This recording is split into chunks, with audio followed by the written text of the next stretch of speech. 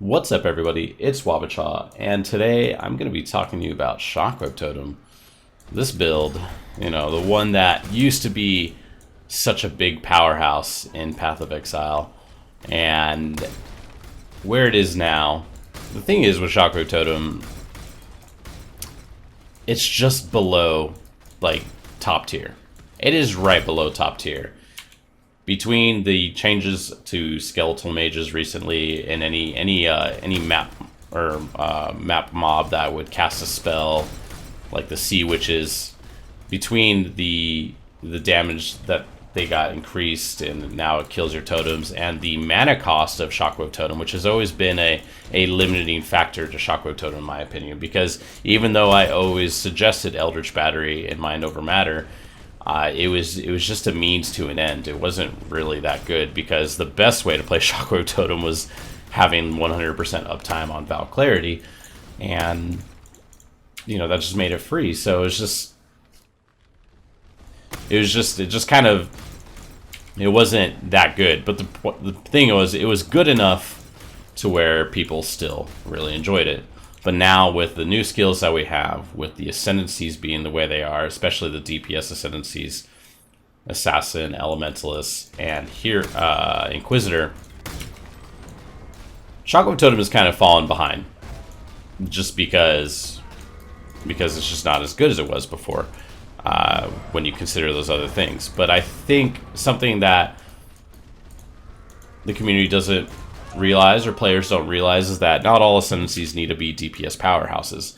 Saboteur is a great example of this. Saboteur does a great job of adding some utility and playability to trap builds, because in trap builds, the one thing that really didn't really hold you back, but it just kind of sucked, was the fact that you didn't have trap cooldown recovery.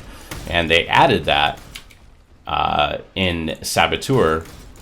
And then it also has some nice defensive utility too, with like Born in the Shadows. So it just Saboteur does a great job of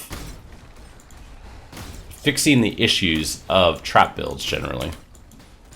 Now, Hierophant is an ascendancy that not a lot of people were really that into, because Ritual of Awakening is not really that much better than Ancestral Bond, and you could argue that you could go either way, but why would you? Because that doesn't really solve any issue for Shockwave Totem or most totem builds.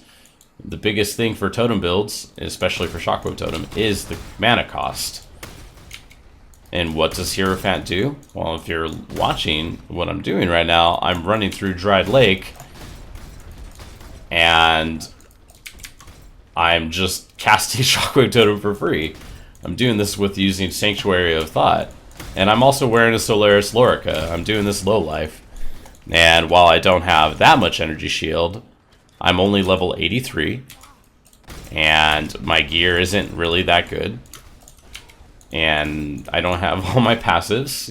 There's still definitely some optimizations that I could make to get more. But the point is, like, this is working perfectly fine, and it's completely playable.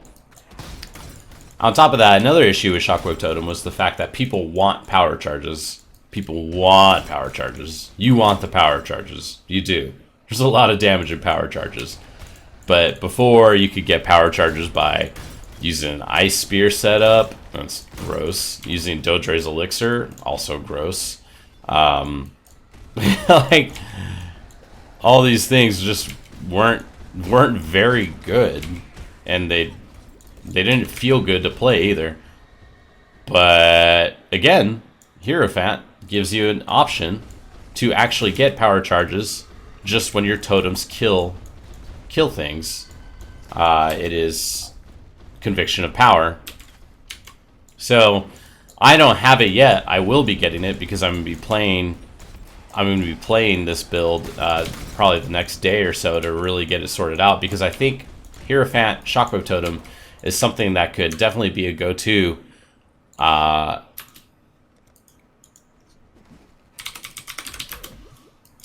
It could be a go-to for newer players, and low life is something not a lot of people do. But as you can see, I I have almost 7k ES right now with the Slorica. With room in my gear, I could get more ES on a belt, especially with that new base. We could get gloves with 200 ES. We could get a helm with probably 350, 400 ES.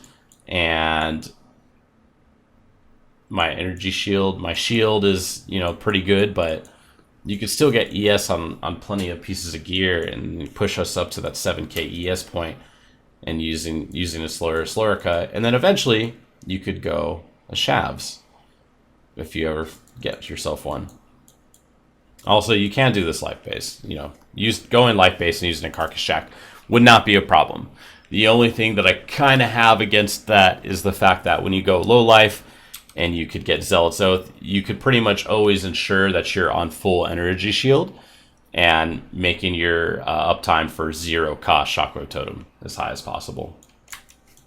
So yeah, guys, that's what I'm doing. Let me know what you think in the comments below. The next week, I'm going to be really working hard to checking out a lot of, you know, older builds or off-meta builds and putting together a list for newer players so they can see other builds that are completely fine and viable and fun to play. That's the biggest thing for me.